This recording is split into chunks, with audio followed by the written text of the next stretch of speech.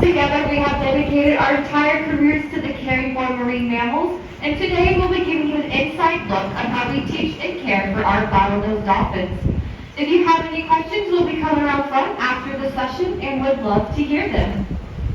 Mississippi Aquarium is home to 4 male Atlantic bottlenose dolphins. First up, we have 10-year-old Nigel.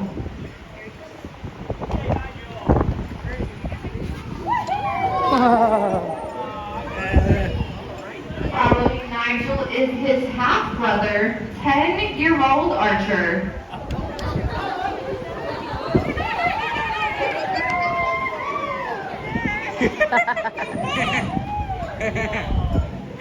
Up next, we have our oldest and largest dolphin, 13-year-old Axel.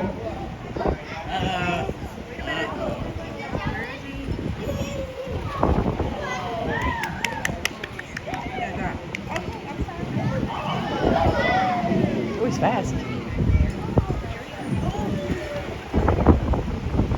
And last but not least, we have 11-year-old Finn.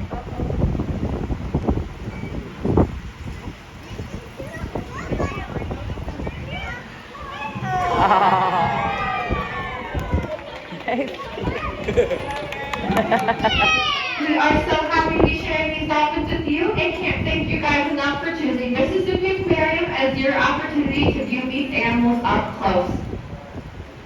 Atlantic bottlenose dolphins are the most commonly found marine mammal out in the Gulf of Mexico and can be frequently seen out here in the Mississippi Sound. It is important to note that all marine mammals, including dolphins, are protected under the Marine Mammal Protection Act, enacted in 1972. This act states that it is illegal to touch, feed, interact with, and otherwise disrupt the natural behaviors of these animals. So the next time you find yourself out on a boat in the Gulf of Mexico, we encourage you to enjoy these wild animals from a safe distance of at least 50 yards away. Now, if you're listening closely, you probably heard me say that dolphins are in fact mammals. And all mammals share 5 characteristics in common. They are warm-blooded, give live birth, and nurse their young. Down on underwater view, if you're able to see our dolphin's tongue, you will see fringed edges. These fringes help calves to nurse their mom while swimming underwater by creating a watertight seal. The next characteristic all mammals share is having hair. Now you're probably looking at our dolphins and thinking, I don't see any hair. And you would be correct. However, when dolphins are born, they are born with whiskers on their rostrum, which is that bottle-shaped extension of their mouth. And after a few days, these hairs fall out, but we believe that they are there to help calves with learning how to nurse. The final characteristics all mammals share is breathing air. Dolphins breathe from the blowhole located on top of their heads, and with a powerful breath, they are able to stay underwater for up to 7 minutes. Not only do dolphins breathe from this blowhole, it is where all of their vocalizations come from. Dolphins do not have vocal cords, so all of their sound production comes from that blowhole on top of their head.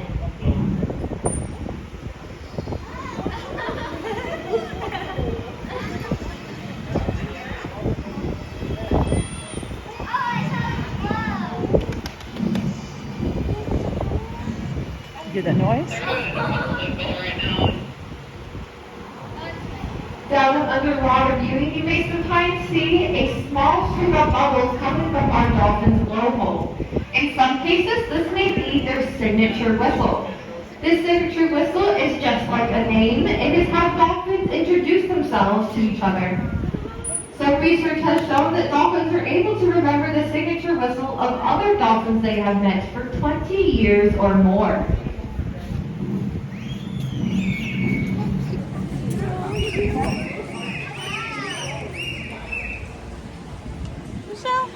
As you can see, dolphins are pretty strong and powerful, and this is a part to their fins and flippers. Starting with the fin located on the center of the dolphin's back, this is called the dorsal fin. Much like a keel on a boat, this fin helps the dolphin to stay upright and stable while swimming through the water. Although it is stiff and rigid, it does not contain any bones in it. In fact, it is made up of a connective tissue, much like the cartilage in our ears. The dorsal fin is unique to each dolphin the same way our fingerprints are unique to us. And researchers out in the wild are able to identify wild dolphins by taking a picture of their dorsal fin as they come up to the surface to breathe and compare that with photos taken in other areas, and it is a way that they're able to monitor a dolphin's use of habitat. The next set of flippers are on either side of the dolphin's body, and these are called the pectoral flippers. These flippers help the dolphin to stop and steer while swimming, and if you were to take an x-ray of that flipper, you would see 5 bony digits much like that of our own hands. Throughout today's session and your time here at the aquarium, feel free to wave on back to our dolphins so they can in fact see you. Now we can't forget about the fins located at the end of the dolphin's body, and these are called the tail flukes. Just like the dorsal fin, the tail flukes are unique to each dolphin and do not contain any bones in them. Connected to the tail flukes is the largest and strongest muscle in the dolphin's body, the peduncle muscle. This muscle is located just behind the dorsal fin and before the tail flukes. And not only does this muscle allow dolphins to be swift and strong swimmers, it also allows them to propel themselves up and out of the water.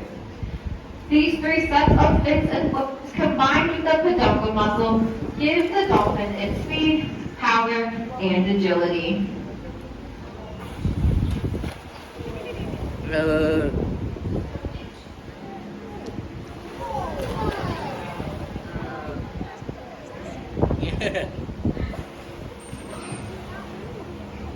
Our dolphins go through 5 to 6 training sessions every day, focusing on exercise, mental stimulation, and veterinary care. With all our animals here at the Mississippi Aquarium, we use a training technique called positive reinforcement. Positive reinforcement training is the reinforcing or rewarding of desired behavior. This simply means they do something we like, we give them something they like. Now, the food from their diet is a great reward, of course. However, dolphins are also very playful and curious. So there are other types of rewards that we can give them as well. We can give them toys or even a rub on the side or back, which limits how dolphins socialize with each other. The type of reinforcement given can be personalized based on the relationship we built with them. And with this relationship, we can determine their favorite toy, favorite fish, and sometimes even their favorite animal care specialist. There are many ways for us to communicate with our dolphins, and one of the first behaviors that we train is called a target. This is when we ask the dolphin to place their rostrum into the open palm of our hand, and with this hand target, we can choose a variety of behaviors, such as a head shake yes, a head shake no, and if we to move that target hand in a circle, much like a dolphin-style hula dance. We are then able to utilize an extension of this target hand into what is called a target pole. This target pole allows our dolphins to be able to target the well farther out into the habitat.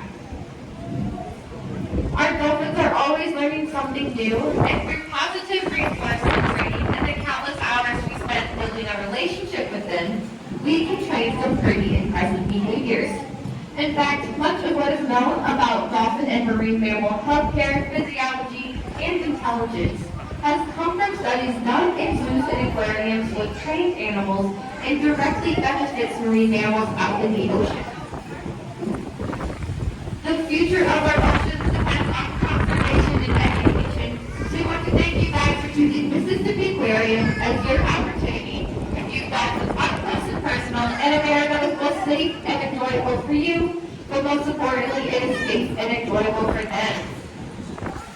There are many ways that we can protect our oceans and the amazing animals that we have in them. I would love to hear you about many of them.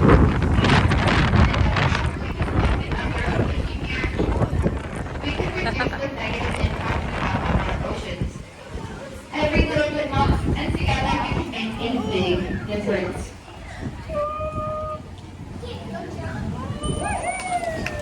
In just a moment, we'll be coming around front to answer any questions you may have. Thank you guys for visiting us, and we hope you have